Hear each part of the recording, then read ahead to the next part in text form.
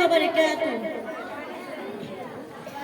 نحمده ونصلي على رسوله الكريم أما بعد فأعوذ بالله من الشيطان الرجيم بسم الله الرحمن الرحيم هل يستوي الذين يعلمون والذين لا يعلمون إنما يتذكر أولو الألباب শ্রদ্ধেয় অতিথিবৃন্দ ও আমার সম্মানিত শিক্ষক ও শিক্ষিকাবৃন্দ এবং আমার প্রিয় সহপাঠীরা, আজকের আলোচনা আমাদের জন্য খুবই গুরুত্বপূর্ণ একটি বিষয়, আর সেটিও হচ্ছে দ্বীনি ইলম শিক্ষার গুরুত্ব।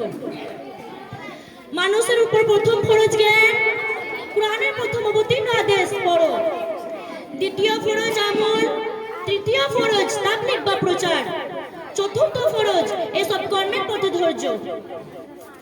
জ্ঞান ও জ্ঞানীর মান।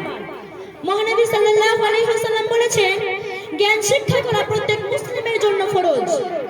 যে তাকওয়ায় বড় সে আল্লাহর কাছে বড়, আর যার জ্ঞান বড় তার তাকওয়া বড়।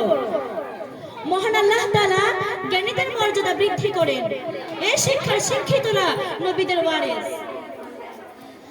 সাধারণ মানুষের তুলনায় একজন আলেমের মর্যাদা যেমন সাহাবীদের তুলনায় নবী সাল্লাল্লাহু আলাইহি ওয়াসাল্লামের মর্যাদা, এবং তারকারাজির মাঝে চাঁদের মর্যাদা।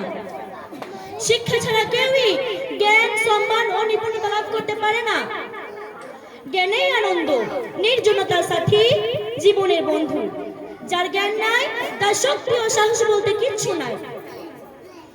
সবচেয়ে বড় ধনবত্তা হলো জ্ঞান, সবচেয়ে নিম্নমানের দীনতা হলো মূর্খতা, এবং সবচেয়ে বড় নিচুতা হলো গর্ব, এবং সবচেয়ে বড় বংশ হলো সুন্দর চরিত্র।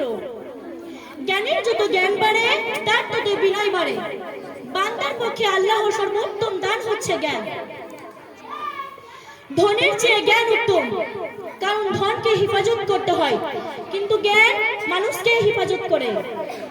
খরচ করলে ধন নিঃশেষ হয়ে যায়, কিন্তু জ্ঞান বর্ধিত হয়। ধন সঞ্চয়কারীরা জীবন থাকতেও মারা যায়, কিন্তু জ্ঞান সঞ্চয়কারীরা মরণের পরেও জীবিত থাকেন।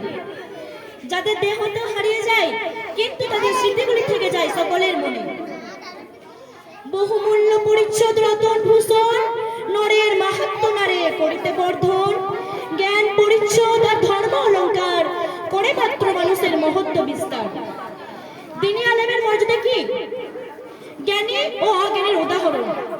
চক্ষুমান ও অন্ধের মতো, আলো ও অন্ধকারের মতো, ছায়া ও রৌদ্রের মতো, জীবিত ও মৃত্যুর মতো।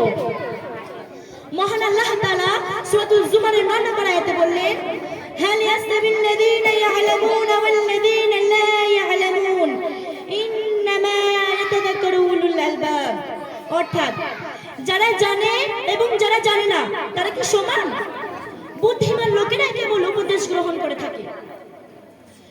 মহানবী সাল্লাল্লাহু আলাইহি ওয়াসাল্লাম বলেছেন, আলেমের ফজিলত আবেদের উপর ঠিক সেইরূপ যেরূপ আমার ফজিলত তোমাদের উপর।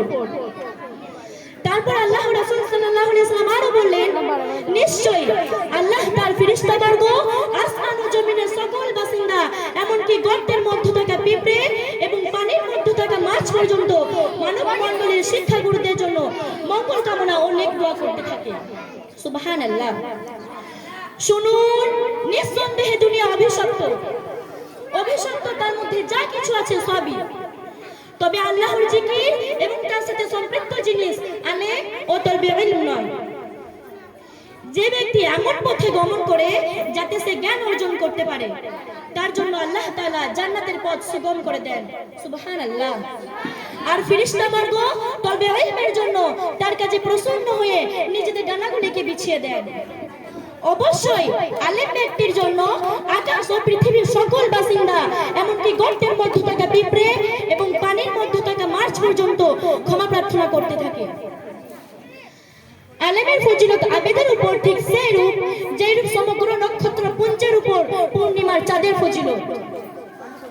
নিঃসন্দেহে আল্লাহ তাআলা মানুষের নিকট থেকে ছিনিয়ে নিয়ে ইলম তুলে নেবেন না, বরং উলামা সম্প্রদায়কে তুলে নেওয়ার মাধ্যমে ইলম তুলে নেবেন।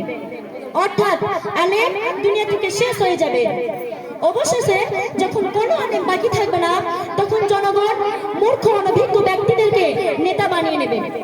আর তাদেরকে ফতোয়া জিজ্ঞাসা করা হবে এবং তারা না জেনে ফতোয়া দিবে, ফলে তারা নিজেরা পথভ্রষ্ট হবে, অপরকেও পথভ্রষ্ট করবে।